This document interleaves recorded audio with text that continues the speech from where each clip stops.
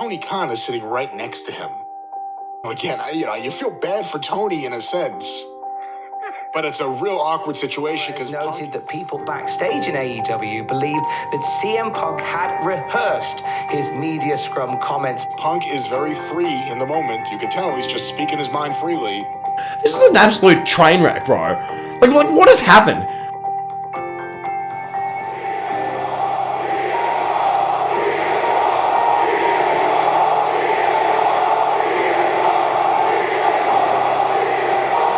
August 20th, 2021, CM Punk made his long-anticipated return to pro wrestling. The greatest moment in AEW's history.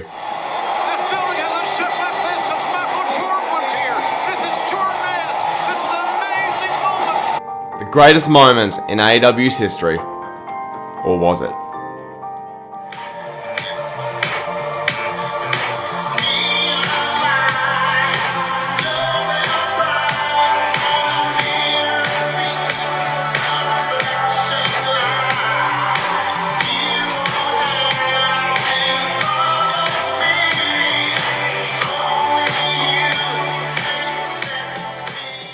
With Punk's win over Moxley at All Out 2022, it seemed set that CM Punk would pick up right where he left off as the reigning champion atop the AEW mountain.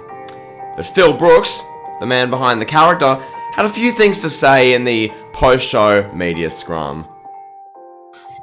I haven't had anything to do with Scott Colton in almost a decade. Probably wanted nothing to do with him even longer than that.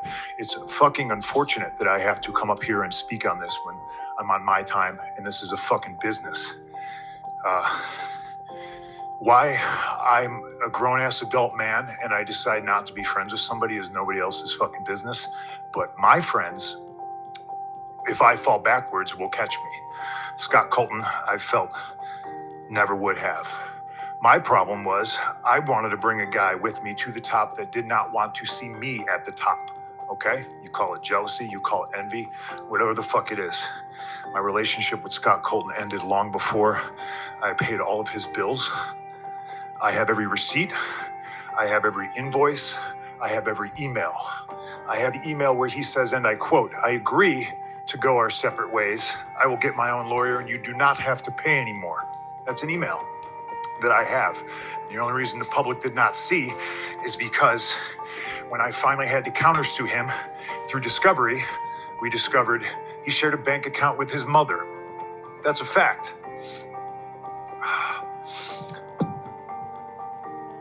And as soon as we discovered that fact and we subpoenaed old Marcia, he sent the email, "Oh, can we please drop all this?" Now, it's 2022. I haven't been friends with this guy since at least 2014, late 2013.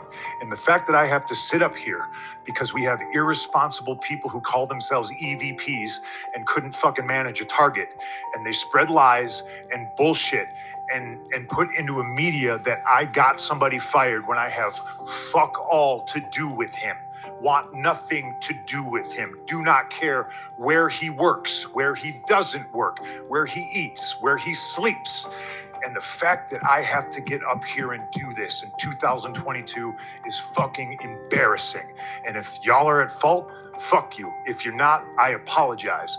But what did I ever do in this world to deserve an empty-headed fucking dumb fuck like Hangman Adam Page to go out on national television and fucking go into business for himself? For what? What did I do, Dave? What did I ever do?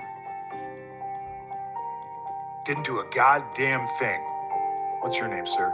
After the scrum, the Young Bucks were approached Punk's locker room. So the Young Bucks go to the locker room. They banging on the door.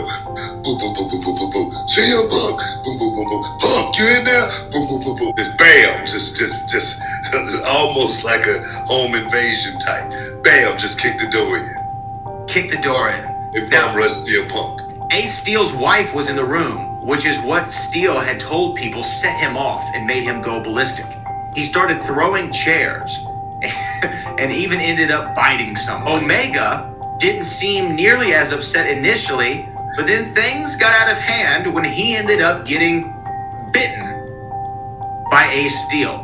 That Steele is also said to have thrown a chair at Nick Jackson, which gave him a black eye and possibly knocked him silly. Steele is lucky not to be in jail. The EVPs and the world champion hate each other.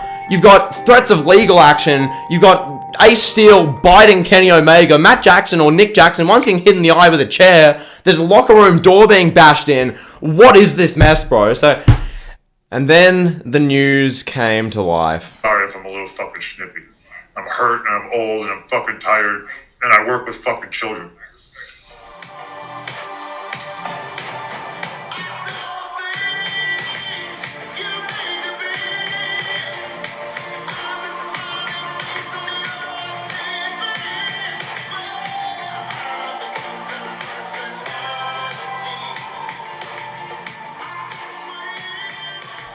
So what did Kenny Omega have to say in response to all this? I would love to wish you a speedy recovery. That's what I'm supposed to say. But at this point, I could really give a shit if you ever come back.